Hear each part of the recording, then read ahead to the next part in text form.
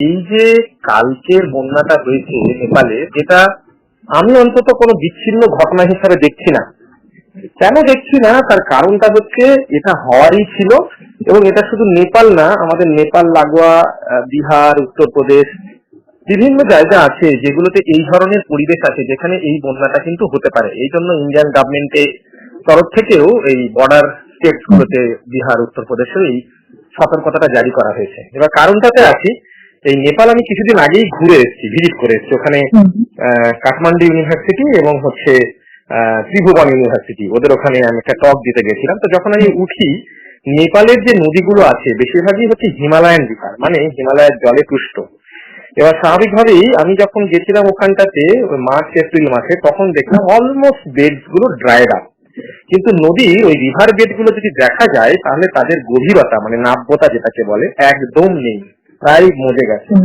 এবং প্রচুর জায়গাতে এখন নেপাল গভর্নমেন্ট, ওরা কিছু ইন্টারন্যাশনাল ওয়ার্ল্ড ব্যাংকের কিছু ফান্ড, কিছু আরো অন্যান্য ফান্ড তারা পেয়েছে, তারা কি করছে, বিভিন্ন জায়গায় ড্যাম, ব্যারেজ এইগুলোকে তারা তৈরি করছে।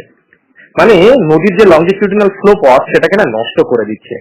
তো স্বাভাবিকভাবেই এই হঠাৎ করে জল জমে যাওয়া এবং তার বাস্ট হওয়া, এই কালকের যে ঘটনা, এই ঘটনাটার সঙ্গে আপনারা নিশ্চয়ই দেখেছেন GLOS, মানে গ্লেশিয়ার লেক আউটবার্স্ট ফ্লাড, এটা সম্পর্কে নিশ্চয়ই এটা খুব পরিচিত টপিক। এবং এটার সঙ্গে ওরা একটা কানেকশন থাকে, মানে এই ফ্লাডটাকে না শুধুমাত্র রিভারাইন ফ্লাড হিসাবে দেখলে হবে না, এর সঙ্গে ক্লাইমেটিক একটা ব্যাপার জড়িত আছে।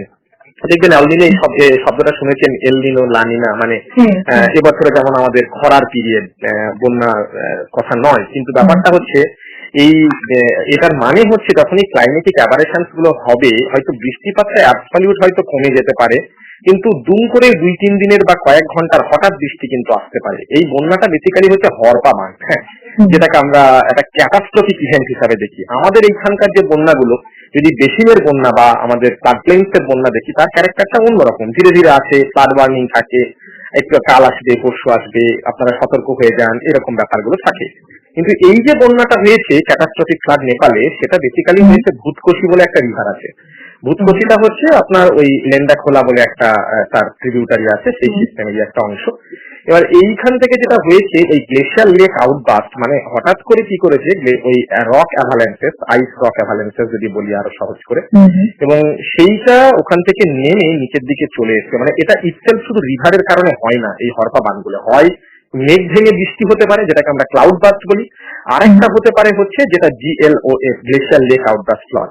এইটা ওই গ্লেশিয়ার লেক আউটবাস্ট ফ্লাডের মতোই, মানে আইস এবং রক এইটা না উপর থেকে নেমে এসছে। এবার কেন নেমে এসছে, এটা জিওলজিক্যাল সোসাইটি অফ মানে আমেরিকা, যেটা USGS, ইউনাইটেড স্টেটস, ওরা যেটা বলতে চাইছে, বা বিবিসির একটা যেটা বক্তব্য, ওই সময় একটা লোকালাইজ একটা সিজমিক ইভেন্ট হয়েছে, মানে একটা ছোট ভূমিকম্প হয়েছে, এটা ওরা বলছে। এবং সেই জন্য ওই জায়গাটা থেকে উপরের বরফ এবং হচ্ছে পাথর, সেগুলো হঠাৎ করে উপর থেকে নেমে এসে ওইখানে একটা অ্যাভালান্স করেছে। অ্যাভালান্স মানে হচ্ছে ল্যান্ডস্লাইড যদি হয়, সেটাকে আমরা শুধু পাথর উপর থেকে নেমে আসছে তাকে আমরা ল্যান্ডস্লাইড বলি।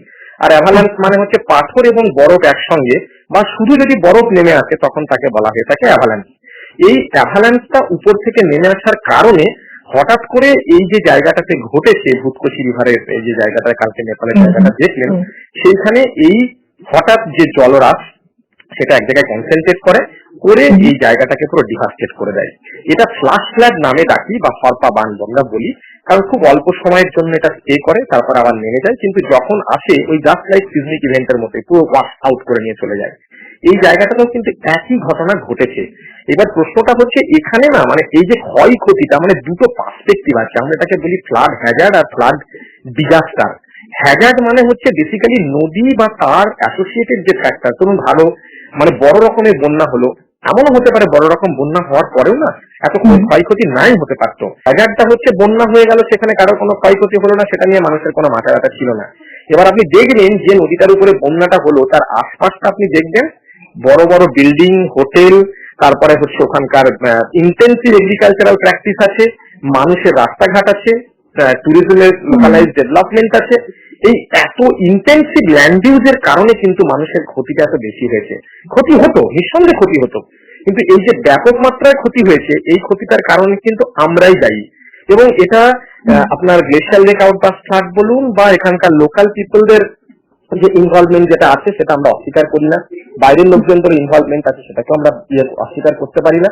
এবং আমি আগেই বলেছি এটাকে বিচ্ছিন্ন ঘটনা হিসাবে আমি দেখবো না, কারণ এই ঘটনাটা দায়ী সবাইকেই নিতে হবে, লোকাল পিপলকে নিতে হবে, গভর্নমেন্টকে নিতে হবে, বা যারা আমরা অ্যাওয়্যার করি সেই অ্যাওয়ারনেসের এখানে অভাব ছিল। আমি নিজে নেপাল ঘুরে এসেছি, সেই জায়গাগুলো থেকে দেখে মনে হয়েছে, আমি তখনই ভিজিট করেছিলাম, তখনই আমার মনে হয়েছে যে যে কোনো দিন ফাস্টারে ভেসে যেতে পারে। এই জাস্ট আমি আপনাকে কয়েক মাসের আগেকার ঘটনা বলছি। এবং সত্যি সত্যি কালকে যখন দেখলাম আমার সেটাই মনে হলো, সেই নেপালের চিত্রগুলো মনে পড়ছিল যখন আমি বিহারের হয়ে গেছিলাম নেপালে।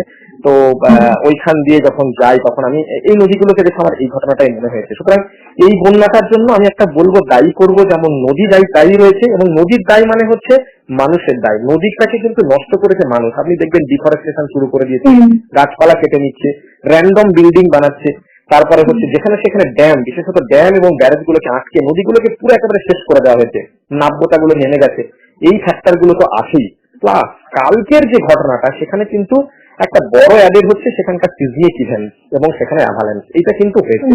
তাই এটা প্রকৃতির বলতে পারেন কারণে হয়তো এই বন্যাটা হওয়া বাধ্যতামূলক ছিল, কিন্তু ক্ষয়ক্ষতিটা কিন্তু মানুষের কারণে।